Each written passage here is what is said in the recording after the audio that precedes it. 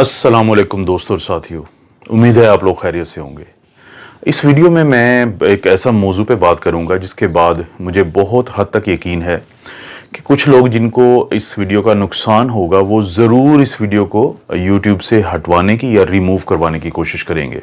तो आप लोगों से मेरी दरख्वास्त है कि अगर आपको लगता है कि ये वीडियो आपको किसी तरह से मदद दे सकती है तो आपने इसको डाउनलोड करके सेव कर लेना है, ताकि अगर ये यूट्यूब से हटाई भी जाए तो आपके पास ये हो।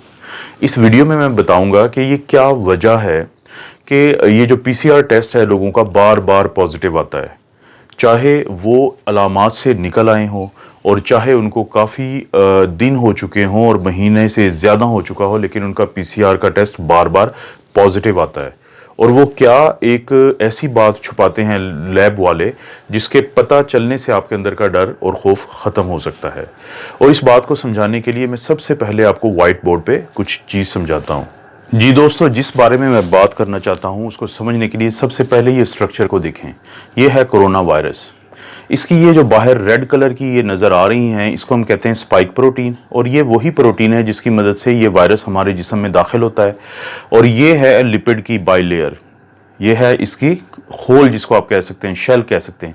इसके अंदर है ये आरएनए, और ये वो आरएनए है कि जब ये इसकी मदद से हमारे सेल्स के साथ अटैच होता है और ये आरएनए हमारे जिस्म में चला जाता है, तो ये है वो आरएनए जो कि सबसे ज़्यादा तबाही करता है।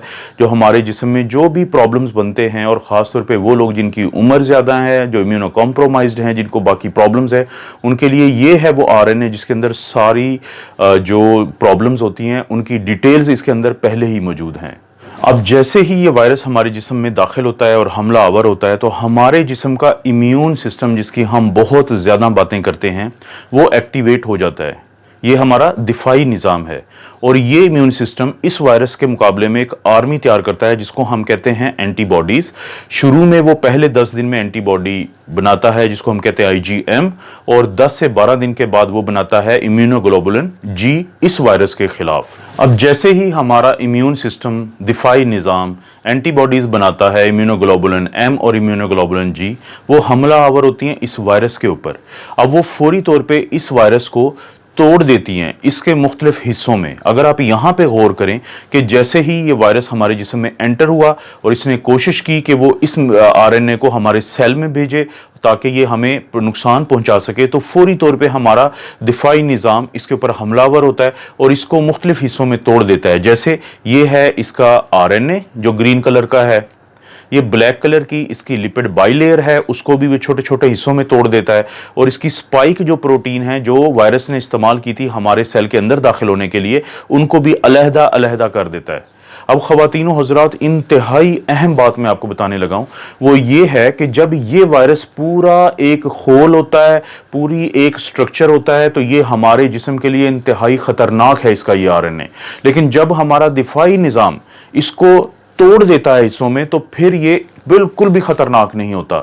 इसका यही आरएनए जिसको हमारे दिफाई निज़ाम ने, हमारे इम्यून सिस्टम ने एंटीबॉडीज़ की मदद से मुख्तलिफ हिस्सों में तोड़ दिया है, तो अब ये हमें कोई नुकसान नहीं पहुंचा सकता आरएनए, चाहे ये हमारी जिस्म के अंदर ही हो। आप इसकी मिसाल लें एक बंदूक की शक्ल की।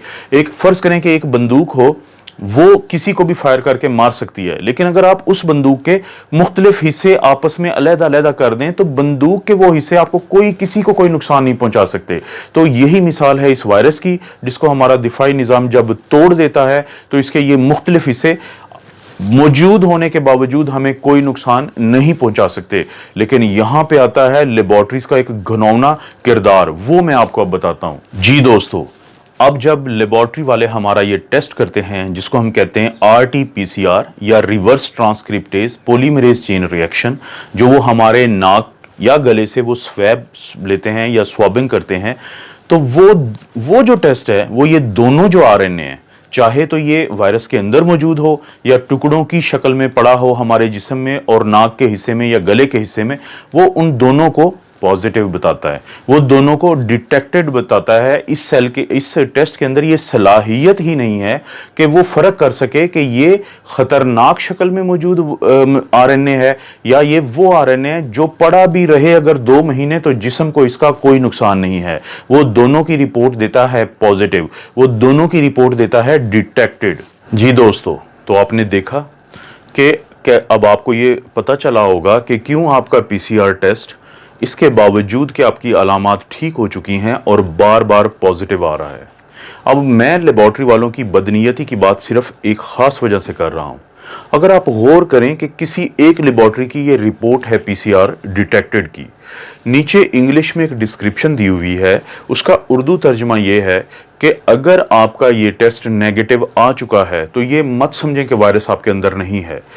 इसकी ये वजह भी हो सकती है कि हमने टेस्ट प्रॉपर ना लिया हो, आपका स्वैबिंग ठीक ना की हो, हमारी किट का भी प्रॉब्लम हो सकता है, और ये भी प्रॉब्लम हो सकता है कि वायरस आपके नीचे बैठा हो हिस्सों में और ऊपर ना बैठा हो। इसको मैं इंग्लिश में कहूंगा फेयर इनफ। लेकिन आपने कहीं पे एक जुमला ये दर्ज नहीं किया कि अगर ये पॉजिटिव आ गया है तो इसकी भी कोई ऐसी वजह हो सकती है कि आप लोग परेशान मत हों। उन्होंने वो इसलिए नहीं किया कि वो खौफ का कारोबार कर रहे हैं। जितना ज़्यादा आप लोग खौफज़दा रहेंगे उतना ज़्यादा आप ये टेस्ट करवाएंगे, जितने ज़्यादा आप ये टेस्ट करवाएंगे उतनी ज़्यादा उनकी तिजोरियां भरेंगी। अभी वो अरबों पाकिस्तानी रुपीस कमा चुके हैं इस पीसीआर टेस्ट के ऊपर। उनको पता है कि जब तक लोग खौफज़दा हैं वो इस कारोबार में फ़ायदे में हैं। तो आम लोगों के लिए फिर इसका क्या हल है? ये तो एक प्रॉब्लम मैंने बताया है, इसका हल ये है, अगर आपको अलामात हैं और आपका पीसीआर पॉजिटिव है तो आपने मुकम्मल तौर पे वैसे ही अपना इलाज करना है जैसे डॉक्टर्स आपको बताते हैं।